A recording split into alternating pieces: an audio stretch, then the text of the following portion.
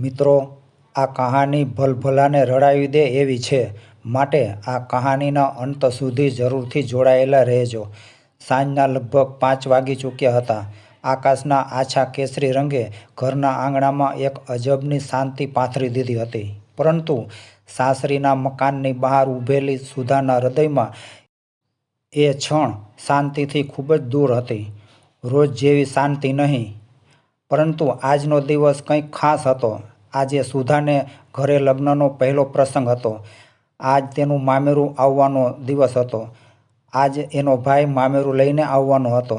જન્મથી લઈને લગ્ન સુધી અનેક ખુશીઓ અને સપનાઓ સાથે વીતેલી તેની દુનિયામાં ભાઈની વાત્સલ્યભરી સ્મિત જોવા માટે તે સવારે જ તૈયાર થઈ ગઈ હતી. પરંતુ હવે તો 5 વાગવા આવ્યા હતા, છતાં હજુ સુધી તેનો ભાઈ દેખાતો ન હતો. સાસરે ખૂબ જ પૈસાદાર કુટુંબ હતું. ઊંચું ઘર, મોટી હવેલી, ચમકતી ટાઇલ્સ અને દરેક ખૂણામાં દેખાતું વૈભવ. પરંતુ એ વૈભવની અંદર શબ્દોની ચોટ છુપાયેલી હતી. સાસુએ દૂરથી જોયું કે સુધા હજુ દરવાજા પાસે જ ઊભી છે. અંદરથી એના સાસુ મેણાટોણા બોલવાનો વરસાદ વરસાવવા લાગ્યા. સાસુએ ધીમો પણ કટુ સ્વર ઉપાડ્યો કે લોકોના ભાઈઓને તો આવવાનો ચોક્કસ સમય હોય છે, પરંતુ કોઈના ભાઈને તો આવવાનો સમય જ ના હોય. ટોણો હવામાં તરતો તેના કાન સુધી પહોંચ્યો. તે બોલવા માગતી હતી, પરંતુ બોલવાની સત્તા તેની પાસે નહોતી. એ જાણતી હતી કે શબ્દો બોલતા પહેલાં જ તેનો અર્થ ઊંધો પાડી દેવામાં આવશે. એના સાસુએ તેને ચૂપ રહેવાની આદત પાડી દીધી હતી. સુધાના સસરા દૂરથી આ બધું જોઈ રહ્યા હતા. તેમણે હળવા સ્મિત સાથે પૂછ્યું, બેટા, તારો ભાઈ હજી આવ્યો નહીં? કદાચ કોઈ કામને લીધે તેને આવવામાં મોડું થઈ ગયું હશે. તું ચિંતા ન કર, તારો ભાઈ જરૂર આવશે. આ ઘરનો આ એકમાત્ર માણસ હતો જે તેને મનથી સ્વીકારતો હતો. પરંતુ સાસુ અને નણંદે પાછળથી ફરી તીખા શબ્દો બોલવાનું શરૂ કર્યું. સુધા સાંભળે એમ એની નણંદ બોલી, ક્યાંથી આવે? એના ગરીબ ભાઈ પાસે મામેરાના પૈસા હોય તો મામેરું લઈને આવે ને? સુધાનું મન હલકું થવાની જગ્યાએ વધુ ભારે થઈ ગયું. પરંતુ તે ત્યાંથી હટ્યા વગર જ ઊભી રહી. દરવાજાની બહાર થોડે દૂર રસ્તાની બંને બાજુ પીળાશ ભરેલા પાંદડા પવન સાથે ઉડતા હતા, અને તે દરેક પાંદડા સાથે તેને લાગતું હતું કે હવે મારો ભાઈ આવશે. બધું માનવીય મનની આશા જેવી વાત હતી. આશા તૂટતી ન હતી, માત્ર લંબાતી જતી હતી.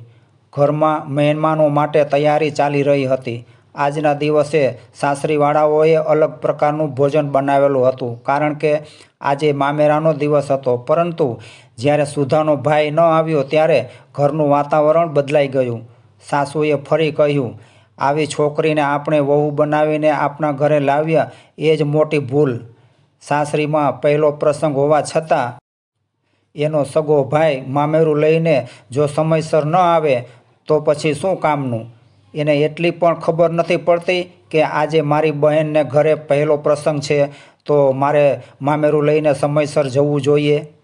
લગ્ન શું કહેવાય, રીત રિવાજ શું કહેવાય, એની એને કંઈ જ ખબર નથી. એના ઘરેથી કોઈને ભાવ આપવાનું શીખવ્યું જ નથી. સુધા નિઃશબ્દ બનીને સાંભળી રહી હતી. સુધાનું મન તો શિયાળાના ઠંડા પવન જેવું થરથરતું હતું. અંદર એક અજાણી અકળામણ અકળાવી રહી હતી. પરંતુ એ જાણતી હતી કે ભાઈએ ક્યારેય તેને નિરાશ થવા દીધી નથી. બાલ્યકાળના કેટલાક પ્રસંગો તેની આંખ સામે તરવા લાગ્યા. શાળાના પહેલા દિવસે તેનો હાથ પકડીને ભાઈ તેને નિશાળે લઈ ગયો હતો. ગરમીના વેકેશનમાં બંને મળીને ઘર આગળ આંબા નીચે બેસીને ચણાની દાળ ખાધી હતી. જ્યારે સુધા લગ્ન પછી પહેલી વાર સાસરે ગઈ હતી ત્યારે તે ખૂબ જ રડી હતી. ત્યારે ભાઈના હાથ તેના ખભા પર હતા. એ ના તો લોહીનો તો હતો, પરંતુ દિલનો પણ હતો. તેથી આજે પણ તેને પૂરો વિશ્વાસ હતો કે એનો ભાઈ જરૂર મામેરું લઈને આવશે. એ વખતે આકાશ ધીમે ધીમે અંધકારમાં ડૂબવા લાગ્યું હતું. દીવાનો પ્રકાશ રસ્તાની બાજુ ઝૂકી રહ્યો હતો. ગામની ગલીઓમાંથી લોકો પાછા ફરતા દેખાતા હતા, અને સાથે એ હકીકત સમજાઈ રહી હતી કે કદાચ આજે સુધાનો ભાઈ નહીં આવે. પરંતુ અચાનક દૂરથી એક બાઇકનો અવાજ સંભળાયો. સુધાએ પોતાની નજર ઊંચી કરીને જોયું તો રસ્તા પર એક બાઇક ઝડપથી આવી રહી હતી, જેમ કોઈ ખૂબ ઉતાવળમાં હોય. સુધાનું હૃદય જોર-જોરથી ધબકવા લાગ્યું. જેમ બાઇક નજીક આવી તેમ તેણે ઓળખી લીધું એ તેના ભાઈની જ બાઇક હતી. તેના ચહેરા પર વર્ષો જૂની સ્મિતની ઝલક આવી ગઈ. પરંતુ બાઇક રોકાતાં જ દેખાતું હતું કે ભાઈના ચહેરા પર કોઈક ભારે ચિંતા છે.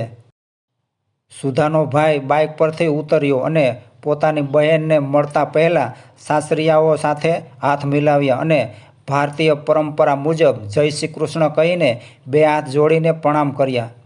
એ વખતે સાસુએ પૂછ્યું, આટલું બધું મોડું? તમે જાણતા નથી કે તમારી બહેન કેટલી રાહ જોઈ રહી હતી? ભાઈએ નમ્રતાથી કહ્યું, માફ કરશો કાકી, હું અહીં આવતો હતો ત્યારે રસ્તામાં એક અકસ્માત થયો હતો. ગામના વૃદ્ધ માણસ અથડાઈ ગયા હતા.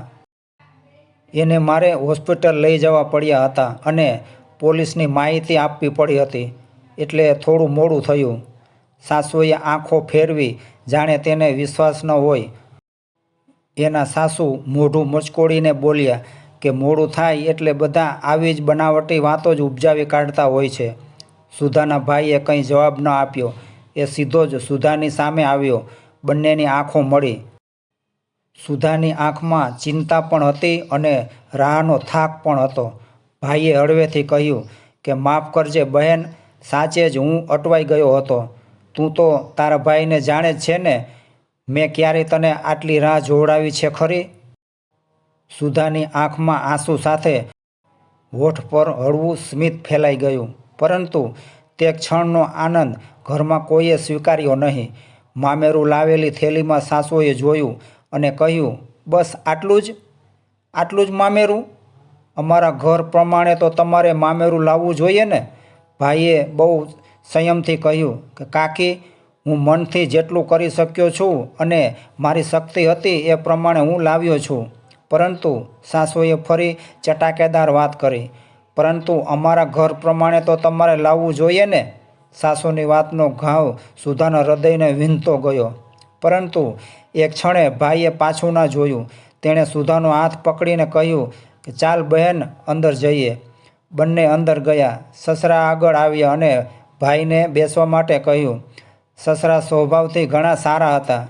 બેટા, તું માઠું નહીં લગાડતો. અમે તારી મુશ્કેલી સમજીએ છીએ. સુધા બેટા, ચાલ ચા લઈ આવ. સુધાને પહેલી વાર લાગ્યું કે આ ઘર કોઈક હદ સુધી તો પોતાનું પણ છે. સુધા ચા બનાવવા રસોડામાં ગઈ. એ દરમિયાન નણંદે ફરી બોલવાનું શરૂ કર્યું. અમને તો લાગ્યું હતું કે કંઈક મોટું મામેરું આવશે, પણ કંઈ વાંધો નહીં. એક ગરીબ ભાઈ લાવીને કેટલું લાવે? ભાઈએ પહેલી વાર નજર ઊંચી કરી. તેની આંખોમાં કરુણતા નહોતી, પણ ગૌરવભર્યું તેજ હતું. એ બોલ્યો, નાણાંનો માપ કાઢતા તો બધાને આવડે છે, પરંતુ પ્રેમનો માપ કાઢતા કેમ કોઈને આવડતું નથી? મારી બહેન મારા માટે દુનિયામાં સૌથી અમૂલ્ય છે. હું તેની ખુશી માટે કંઈ પણ કરી શકું છું, પરંતુ મારી બહેનનું મૂલ્ય મામેરામાં લાવેલી વસ્તુઓથી માપશો નહીં. ઘરમાં શાંતિ છવાઈ ગઈ. સાસુએ કડક ચહેરો બનાવ્યો, પરંતુ બોલી નહીં. સસરા હળવેથી સ્મિત કરી રહ્યા હતા. સુધા સાંભળી રહી હતી. એણે પહેલી વાર ભાઈને આટલો નિર્ભય જોયો હતો. આ ઘરના વૈભવ સામે તેના ભાઈનું હૃદય વધારે મોટું લાગતું હતું. ભાઈએ સુધા તરફ જોયું. તને ખબર છે બહેન, રસ્તામાં હું જેને અકસ્માત પછી હોસ્પિટલ લઈ ગયો હતો, એને સમયસર સારવાર મળવાના કારણે એ માણસ જીવિત રહ્યો છે. ડૉક્ટરના કહેવા પ્રમાણે જો એને સમયસર સારવાર મળી ન હોત તો આજે એ માણસ જીવિત ન હોત. એણે મારા હાથ પકડીને કહ્યું કે બેટા, તારા માતા પિતા ભાગ્યશાળી છે.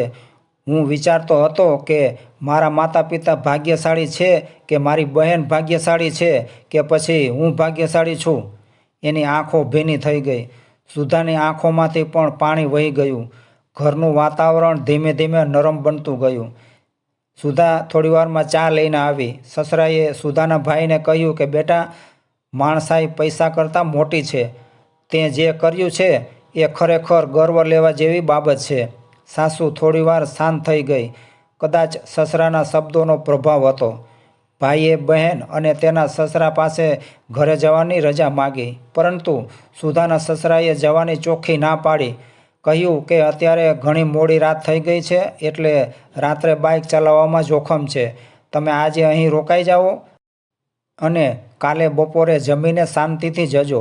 સુધાનો ભાઈ એના સસરાના આગ્રહનું ઉલ્લંઘન ના કરી શક્યો અને તે દિવસે રોકાઈ ગયો. બીજા દિવસે બપોરે જમી લીધા પછી ભાઈએ વિદાય લેતા કહ્યું કે હું હવે જાઉં છું બહેન, તું હિંમત રાખજે અને યાદ રાખજે હું હંમેશા તારી સાથે જ છું. સુધા તેને વિદાય આપવા બહાર આવી. ભાઈએ બાઇક સ્ટાર્ટ કરી અને એકવાર પાછળ જોયું. હું આવું છું ફરીથી, તું સાચવીને રહેજે. સુધા હળવેથી હસીને બોલી, હા ભાઈ. બાઇક ધીમે ધીમે આગળ ગઈ. જ્યાં સુધી ભાઈની બાઇક દેખાતી હતી ત્યાં સુધી સુધા દરવાજા પર જ ઊભી રહી. હવે તે એકલી નહોતી. તેના હૃદયમાં ભાઈના શબ્દોનું અંજવાળું હતું. તે અંદર ચાલી ગઈ. સાસુ પાસે આવીને ધીમેથી બોલી, માફ કરજો સાસુમાં, મારો ભાઈ મોડો જરૂર આવ્યો પણ તેની દાનત ખરાબ નહોતી. સાસુએ આજે પહેલી વાર કડકાઈ વગર જવાબ આપ્યો, બેટા, શક્ય છે કે આવેશમાં આવીને અમે જરૂર કરતાં કંઈક વધારે જ કહી દીધું હોય, પરંતુ તું હિંમત રાખજે. તે દિવસથી સાસરીવાળાઓનો વ્યવહાર સંપૂર્ણપણે બદલાયો તો નહીં, પરંતુ નરમ જરૂર થયો હતો. એ દિવસ સુધાના જીવનમાં એક વળાંક સમાન હતો. ભાઈનો પ્રેમ, એની નિર્ભરતા અને માણસાઈથી ભરેલી વાતોએ ઘરની દિવાલો પર પડેલો અહંકારનો પડછાયો હળવો કરી દીધો હતો. સુધાને સમજાયું કે દુનિયામાં બધું બદલવા માટે બહુ મોટું કંઈ નહીં જોઈએ. ક્યારેક માત્ર એક સાચું હૃદય અને સત્યના થોડાક શબ્દો પૂરતા હોય છે. તે રાત્રે સુધા પોતાના ઓરડામાં બેઠી હતી ત્યારે હૃદયમાં એક શાંતિ હતી. બહાર પવન હળવેથી વહેતો હતો. તે પવનમાં આજે કોઈ ચોટ ન હતી, માત્ર શાંતિ જ હતી. તે બોલી, આજે હું ખરેખર ભાગ્યશાળી છું. અને એ દિવસથી સુધા માટે જીવન થોડું હળવું, થોડું સરળ અને ઘણું પ્રેમાળ બની ગયું હતું. મિત્રો, આજનો દિવસ માત્ર એક મામેરાનો દિવસ નહોતો. એ દિવસ હતો જ્યારે એક બહેનને ફરીથી સમજાયું કે દુનિયામાં પૈસા કરતાં મોટું કંઈ હોય તો એ છે સંબંધોનો સાચો પ્રેમ અને માણસાઈ. ભાઈના એક નિર્ભર વાક્યથી સાસરીનો માહોલ બદલાઈ ગયો હતો અને સુધાનું મન પણ. એ બેડ પર બેસીને ઊંડા શ્વાસ સાથે બોલી, હા, આજે હું એકલી નથી. મારા ભાઈનું છત્ર મારા માથે છે. એક ક્ષણે એની આંખે આંસુ ન હતા, માત્ર એક નમ્ર સ્મિત હતું. કારણ કે જે આંખો આખો દિવસ અપમાનથી ભીની થતી હતી, તે આજે ગૌરવથી ભરાઈ ગઈ હતી. આ હતી સુધાની સત્ય ઘટના. એક એવી કથા જે દરેકને શીખવે છે કે માણસાઈ ક્યારેય મોડી પડતી નથી અને સાચો પ્રેમ હંમેશા સમયસર પહોંચે છે. તો મિત્રો, મને આશા છે કે આ વાર્તા તમને જરૂર પસંદ આવી હશે. જો પસંદ આવી હોય તો વિડીયોને લાઇક, શેર અને ચેનલને સબસ્ક્રાઈબ કરવા વિનંતી. જય દ્વારકાધીશ.